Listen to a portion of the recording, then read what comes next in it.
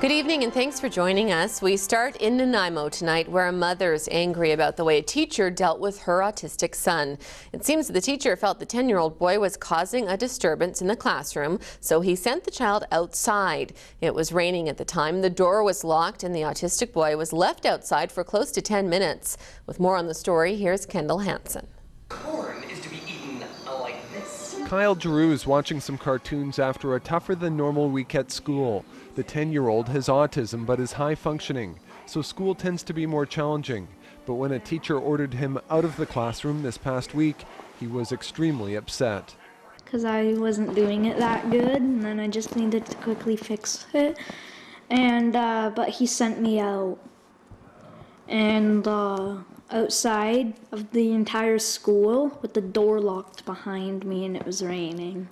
Kyle was locked outside the classroom for close to 10 minutes. He was curled up in a ball when a classmate opened the door to check on him, and the awning was not keeping him completely dry. I'm absolutely shocked with the way that this was handled.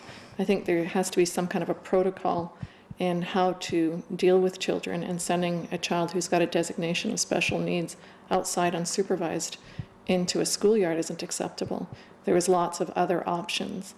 Kyle's mother only learned her son was locked outside that day because one of Kyle's classmates, who heard Kyle say he wanted to kill himself as he left the classroom, told his parents, who in turn contacted her. His initial thought was to run away.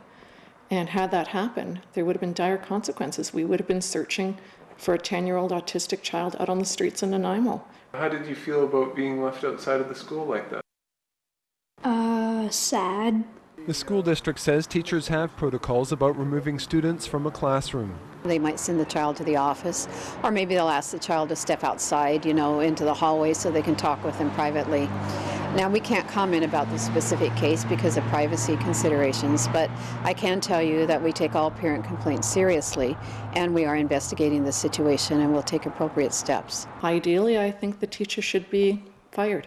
He shouldn't have the protection of the school board nor the union.